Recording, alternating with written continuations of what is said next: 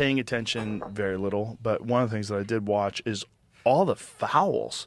Like, these throw each other to the ground. They poke each other in the eyes. Like, they do this. They literally jab each other in the eyes. It's crazy. Like, they foul, and also they travel so much. Oh, it's crazy. They take like 4 or 5 steps, and then no one calls them on it. Oh, yeah.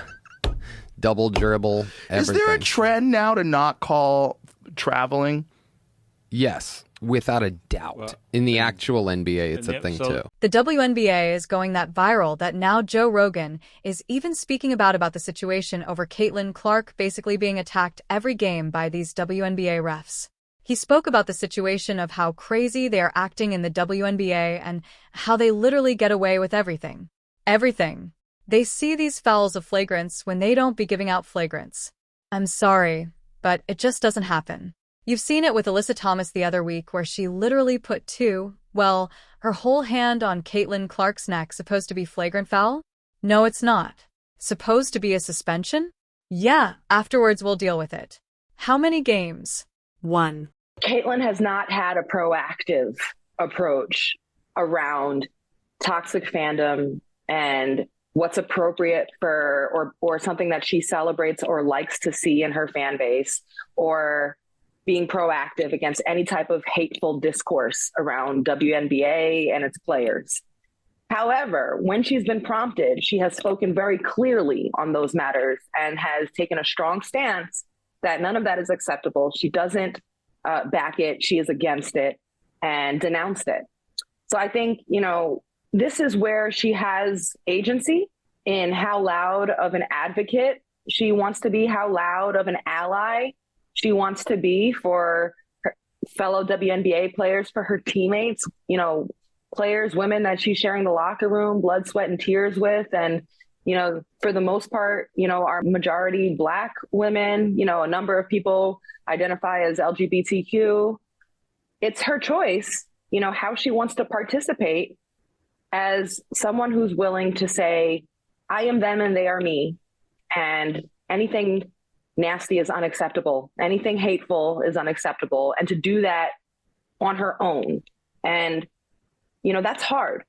And I'm not sure it's fair to say that she has to, or that she needed to be ready this. WNBA has been basically talked about everywhere right now, but for all the wrong reasons. Instead of it's being spoken about how good it is basketball-wise and how it's growing and the viewership with Caitlin Clark, instead it's being talked about for all the wrong reasons, in which is everyone is attacking everyone, mostly Caitlin Clark getting away with it like it's nothing. Yeah, it's bad when even Joe Rogan is speaking against the league, even Joe Rogan is speaking against the commissioner and how it's being run, and just the whole of WNBA and how bad it is right now in this moment, because it is genuinely terrible. What's going on right now is disgusting. And guess what? Caitlin Clark has came out. She's broke her silence. She spoke about the incident for the first time. And this is why this girl is the face of the league. This is exactly why she's the face of the league. Listen to what she has to say. Let's probably start. I'm sure you guys have a lot of questions, and obviously I haven't been available for like a week or so. First of all, I know what you guys are going to ask, and I did think it was a flagrant foul. And our reffing just needs to be better. And it's tough. Obviously, the refs are in a really difficult spot. It's one of the hardest jobs in the world, in my opinion, is to make calls. All you do is get yelled at the whole time by everybody. You're never winning. So I think for us, I guess the league's just got to do better protecting our players in that regard. I don't really think that it was up for debate. Obviously, it wasn't called in real time. You go back and watch the clip. I think it's pretty straightforward. It's kind of been a discussion for like 3 years now, and I think we really need to do a better job protecting the people in this league. And obviously I've been involved in a few of those plays, but there's been plenty of others across the league that haven't got called. Go back and post-game or whatever it is, teams submit clips, nothing really changes. So I think overall the league just has to do better, and we have to invest in those areas. The technology can get better. We can treat the referees a little bit better, pay them like they're full-time employees. I think things like that. I think a lot has obviously come after that. And as I've stood up here and said before, like the harassment, the hate, none of that is okay. That goes for the opposing team we play, that goes for my teammates, that goes for my coaches. there should never be a question of character. Like, I've always stood up here and said that, and that's truly what I believe. That's how I was raised. So, none of that is okay. And I don't want anybody to ever experience that. And, I think it can be really frustrating to me at times. And I think it's difficult. I think a lot of people sometimes think I'm a robot.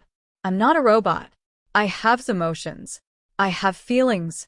And it can be really difficult to go through a lot of that. And, I'm 24 years old trying to navigate a lot. And I think at times I've been in this world for 4 years now, and you would never change any of it. But there are times that it is hard, and there are times that, it probably affects me a little bit more than I do put on. And, I would never change any of that for the world. But I think it's important that people do remember that part of it too. So at the same time, it's really interesting to me because even I turned the TV on Sunday and that game was on Wednesday, and that's all people are still talking about. And I feel like that's just a real disservice to our league. Like it, and I get it, you talk about it, you talk about whether it's flagrant, you talk about whatever it is, but to continue to be down, and then for the narrative to be taken other places, that's just really not acceptable. I think it's hard to see, and it's a disservice to my team, but it's also a disservice to the other teams in this league and other players in this league. There's so much amazing talent, and there's so many amazing players that are playing at an incredibly high rate. And I remember, I think it was Sunday or Saturday, whatever day it was, I remember watching them discuss it on TV. I didn't know they were going to discuss it. I was just watching the other games because I try to watch as much as I can. I honestly felt bad for the players that were playing the games those days. And also I felt bad for my teammates. They played on Friday and they dominated and they played really well and nobody wanted to talk about that. They were just worried about everything else. So, and there had been, I think 10 plus other games that had already happened to that point. So, I think it's all of our jobs to help refocus the narratives a lot of the times, and we can do better at that. And I think it'll help our great game grow a lot more. And that goes for obviously the fever and whatever. But at the same time, you guys are here in this arena every time we play. And the amount of people that are passionate and love the game and respect the other team and the young girls and the young boys that show up, we can't lose sight of that. And that's whether we're here at home and whether we're on the road. And, there's a lot of really, really great people that, love this league and love our organization. And I am thankful to be here in an organization that has my back and will always stand up for me. And I think we can't ever lose sight of that. The joy and the fire and the fun. That's why you play this game. And I think it kind of goes back to a little bit of my frustration. I remember seeing a headline and I don't remember who wrote this. And I try to stay away from social media as much as I can, but sometimes it can be hard.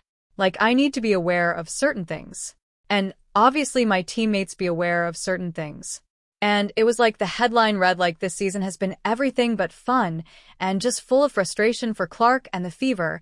And I'm no one ever asked me that, nobody ever asked me that that's wrong, instead of Caitlin Clark being angry about the situation, instead of her putting someone down and putting the other down and speaking about what's going on instead, she literally answers in the best way she could possibly answer. She knows what's going on. Sophie Cunningham comes out.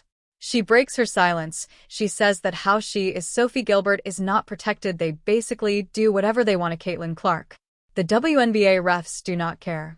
They're not interested. But Caitlin Clark, still humble as ever, goes on about work like it's a normal day because yes, well, that's what it is, right? She's used to this now. She's not going to come out and say these refs are this because we know that they're not going to change. They've been like it for the last years since she came into the league.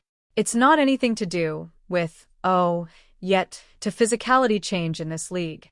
You need to get used. It's not at a college. Physicality changes in what we're choking people when we're doing that or what. Discuss my play, discuss if I played bad, discuss if I played good, discuss our play. And at times I understand there's other things that need to be talked about, great, whatever, but let's continue to move on, and things like that. But I think just focusing on the joy and the amazing parts of this game, like I said, I think it's sometimes a disservice to not only our team, but to everybody else. Let's get back to a lot more smiling and positivity. I think our world could use a lot of that. And then moving on, I know everybody's going to ask about my health. I will be out Sunday, but I'm feeling a lot better. Excited to get back into practice today, and then feeling really, really positive about getting back into one of the games at the back-to-back. Obviously difficult coming back in a back-to-back, so we'll have to be cautious of that. But I feel a lot better, and I'm, like I said, excited to get back into practice, and this week has been very helpful for my overall health. 22, 23 years of age, right?